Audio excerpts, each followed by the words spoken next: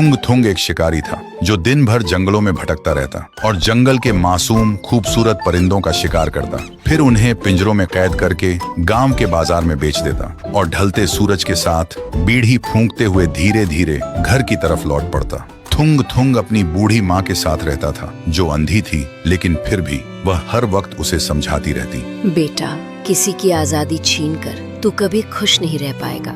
लेकिन माँ को एक बात नहीं पता थी, थुंग थुंग को उन मासूम बेजुबान परिंदों को तड़पते हुए देखकर सुकून मिलता था, इसलिए वह माँ की एक भी बात सुने बिना उन्हें घर में अकेला छोड़कर रोज जंगल चला जाता। लेकिन एक दिन थुंग थुंग जंगल के सबसे घने और सुनसान रास्ते से जा रहा था, तभी उसे रास्ते के बीच एक सुनहरे रंग का पिंजरा दिखा और उस पिंजरे के अंदर एक खूबसूरत चिड़िया कैद थी। देखते ही थुंग थुंग की आंखों में लालच आ गया। उसने सोचा इसे बेचकर तो बहुत पैसा मिलेगा, लेकिन तभी उस पिंजरे से एक रुला देने वाली आवाज आई, मैं सदियों से इस पिंजरे में कैद हूँ। थुंग थुंग, अगर तू मुझे आजाद कर दे तो बदले में मैं तुझे एक ऐसी जादुई शक्ति दूंगी कि तू जिस भी चीज को अपने लालच भरे मन से छुएगा वो सोने में बदल जाएगी।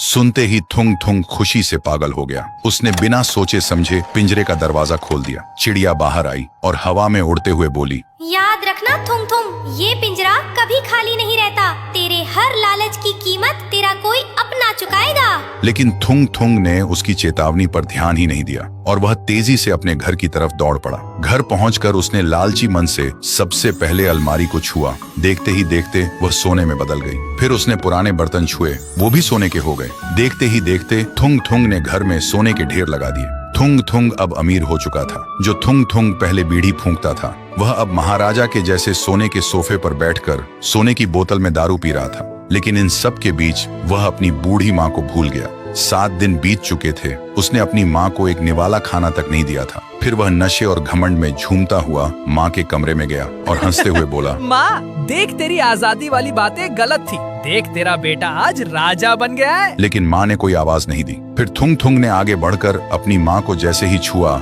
उसकी माँ सोने की मूर्ति में बदल गई। थुंग थुंग का नशा 1 सेकंड में उतर गया। वह घबरा कर पीछे हटा और तभी उस कमरे में एक डरावनी हंसी गूंज उठी। मैंने कहा था ना थुंग थुंग, वो पिंजरा कभी खाली नहीं रहता। तेरी माँ भूख और प्यास से कब की मर चुकी थी। तूने सोने के लालच में अपनी माँ को भुला दिया और अब उनकी आत्मा हमेशा के लिए उस पिंजरे में कैद है। सुनते ही थुंग थुंग पागल हो गया। उसने रोते हुए अपने हाथ जमीन पर पटके और चिल्लाने लगा, ले ये शक्ति और मेरी माँ को वापस दे दे। पर जमीन पर हाथ पटके ही जमीन से होते हुए पूरा घर ही सोने में बदल गया और जमीन के अंदर धंस गया।